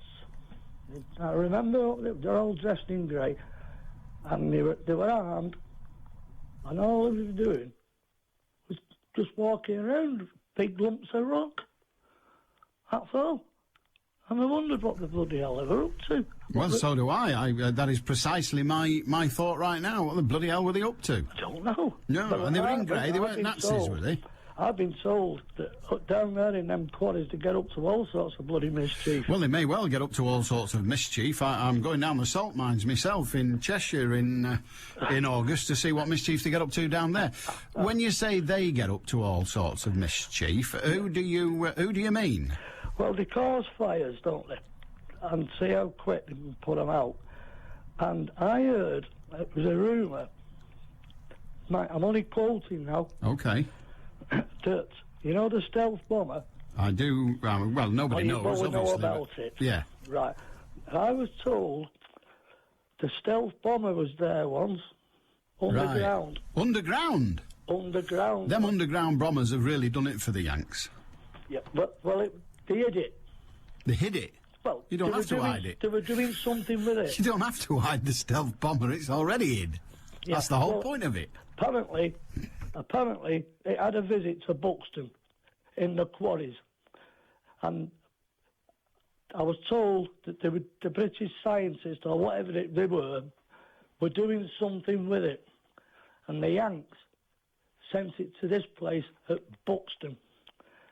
I mean, you wouldn't know this, you just saw the men guarding the rocks, but how would they get it there? I mean, they'd fly it, no one would see that, obviously, but when it landed, you'd get a glimpse, wouldn't you? Especially if they had to land it in a hole, because it needs quite a big runway. Yeah. And I don't think there is one, unless it's underground. I don't think there is one at Buxton. There's no runway. Well, there might be one underground, you and me can't know that. There might be a door that opens. There could be. And it flies into the door to hit the underground runway. Maybe.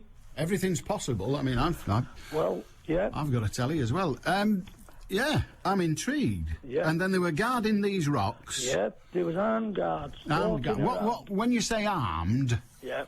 I mean, with your binoculars, I'm sure you're not a weapons expert, but what were they carrying? Rifles, machine guns, revolvers? They were small and they looked like Sticks? machine guns. They look like machine guns? Yeah. Blimey. And there was them dirty, great big wagons there, you know, with the tyres that are about 30 foot high. Oh, those, yeah. Yeah, they fill them with water, not air. They fill them with water. The tyres? Yeah. Yeah. They were there and they were being loaded up with these giant rocks. And these guards were walking around and they were armed. Right. And we saw that. And I wonder if anybody saw us, so we scarpered. Well, yeah, they're probably wise. In fact, they've probably just thought, so that's where the beggars went, right, we're off to Hazel Grove, he's round there somewhere. All right, matey, good on you, Tim. OK. Good on, thank you very much. Right, you're welcome, mate. You see, you hear it first on BBC Radio Manchester, the underground stealth bomber at Buxton. Did he say it was filled with water? 0161228 2255, Radio Manchester at bbc.co.uk, and of course you can text on 07786 206 951. Stu in Salford said the UFO, the great big glitter ball. I should have asked him whether he heard any music. Anyway, the great big glitter ball over Hazel Grove. Stu in Salford says, could this UFO be the International Space Station? Have a look at the NASA website for times that it passes over Manchester. Yeah, but I mean, you know, the International Space Station, frankly, I don't know.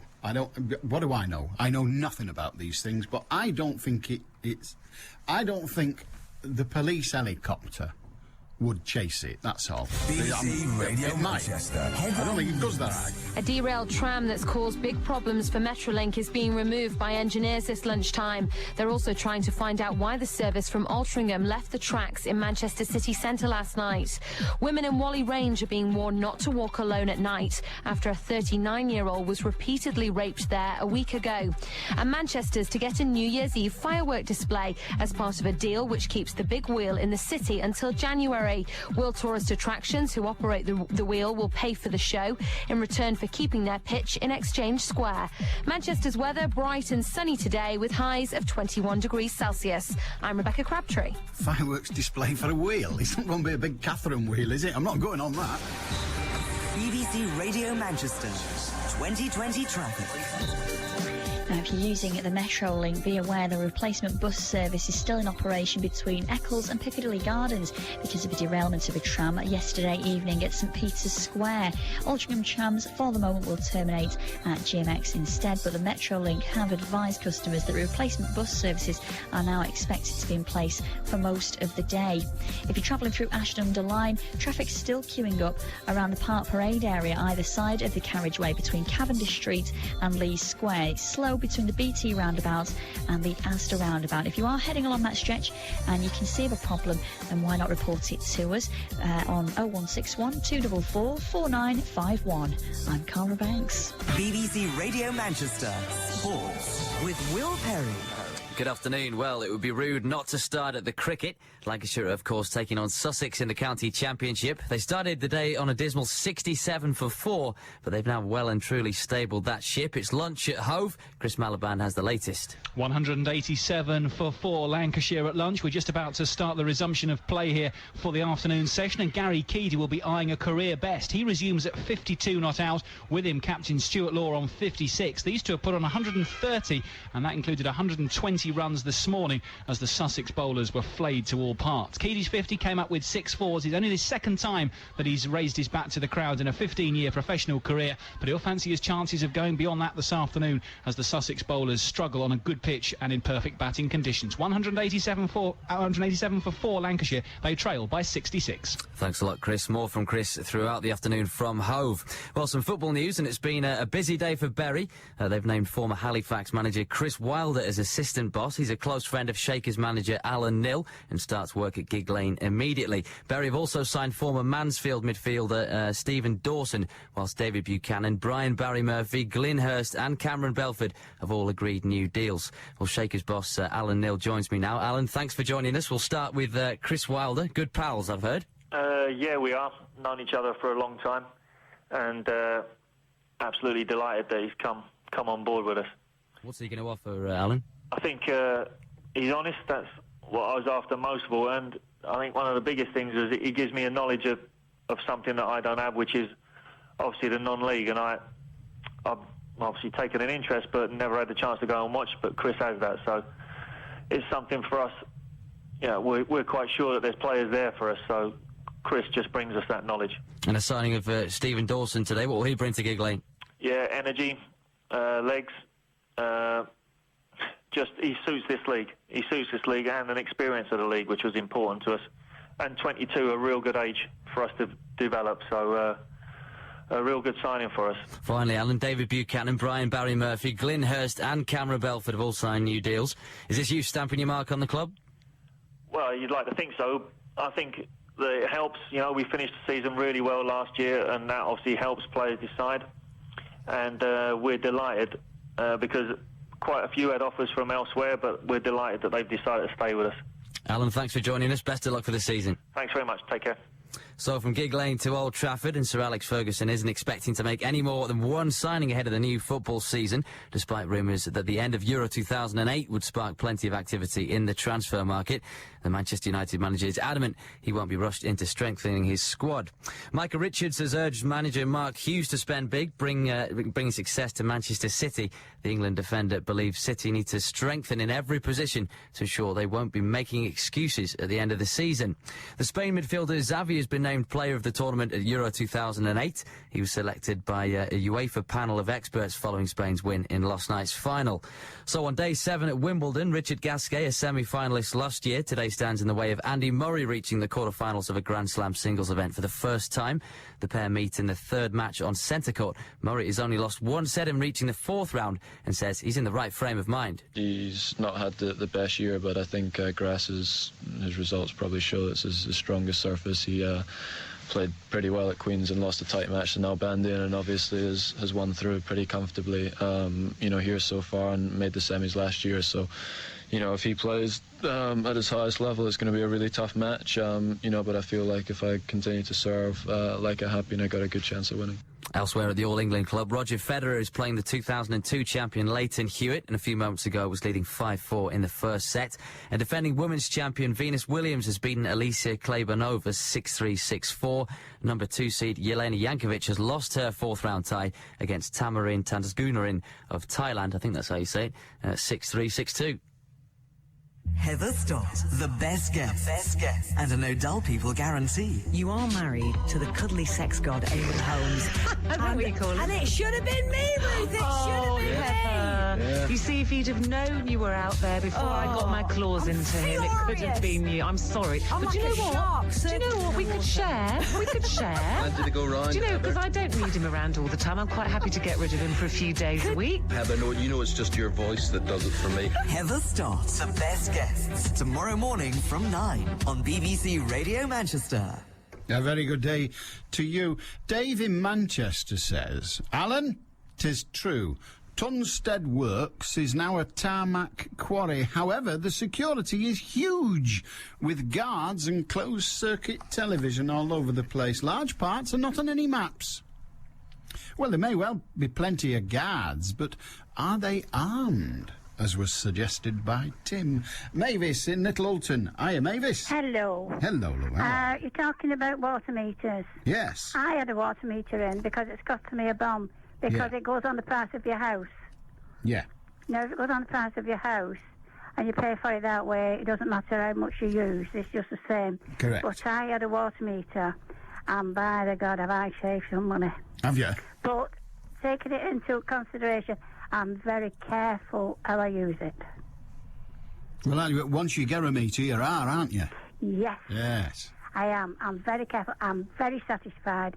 And I wouldn't go back to that other method. You wouldn't? No, definitely not. Excellent. All right, well, that's good. Thank you. Right. Thank you. That'll be useful for Christine earlier. Good on you, Mavis. Right.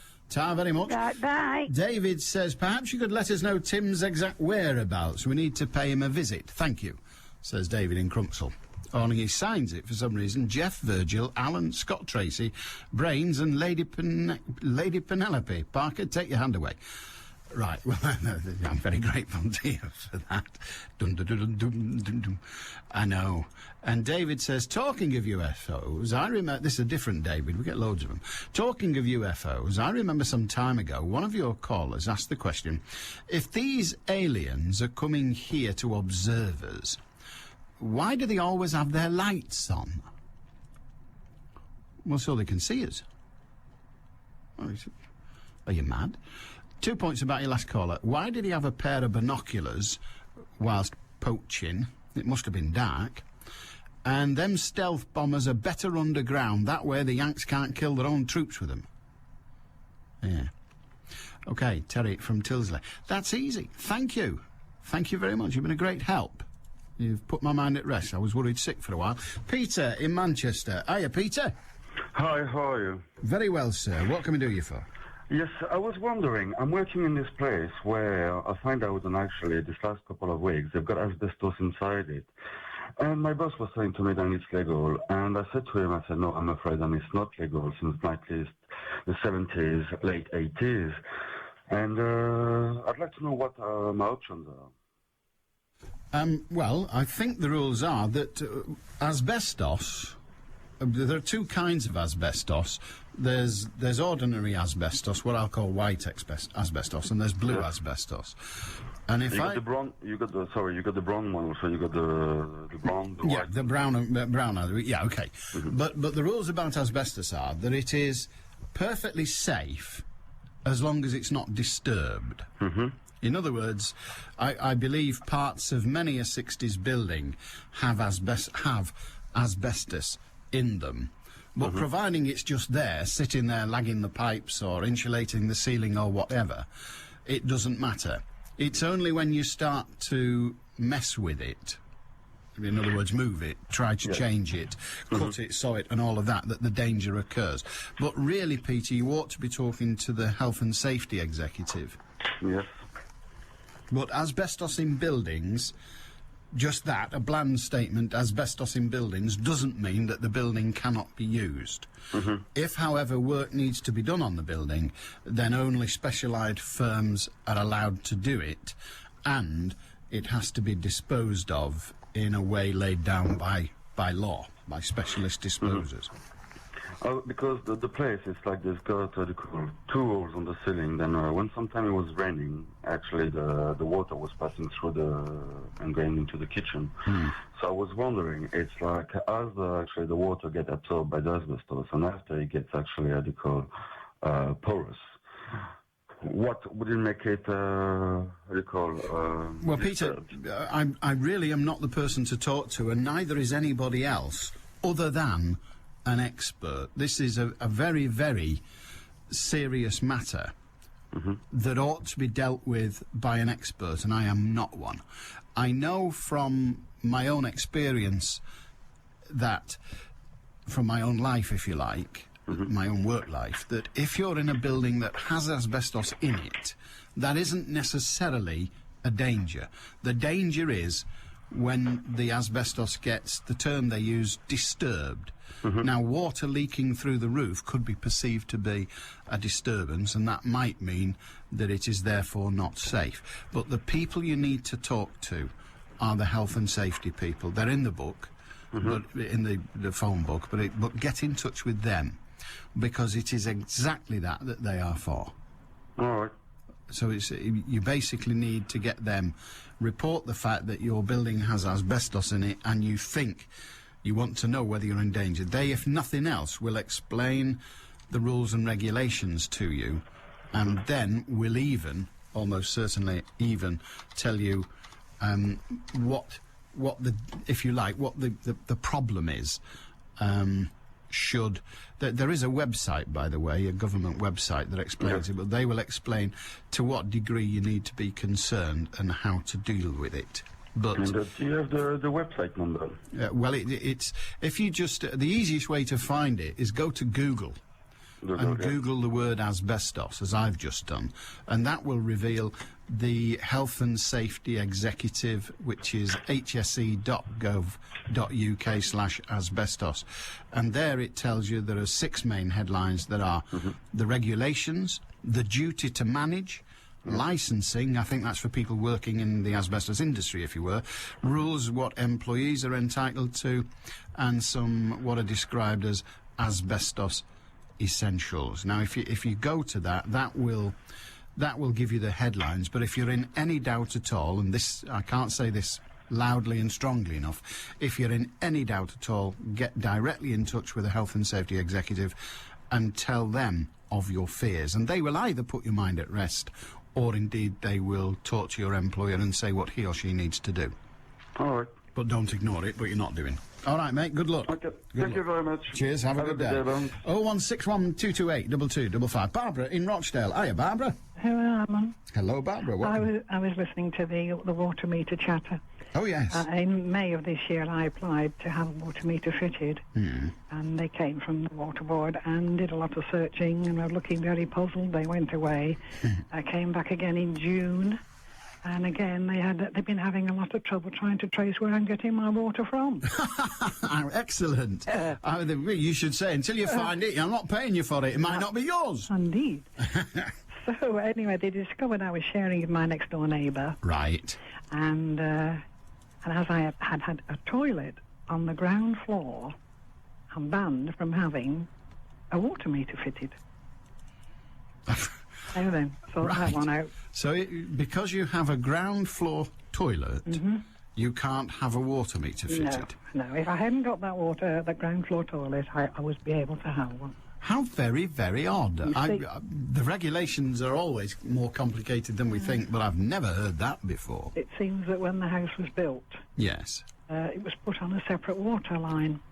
Ah, right. So the toilet the water supply to the toilet is not the same as the water supply to the rest of the house. And they couldn't get a true figure. Well, yes, because the way round that, of course, would be to replumb your toilet and get the water supply from the household mains rather than coming direct from outside mains. Yes. Yes, I can see it now. It's not the fact that it's on the ground floor, it's the fact that it's water source. The water source to your house does not come through one pipe. That's it. It comes through two different ones.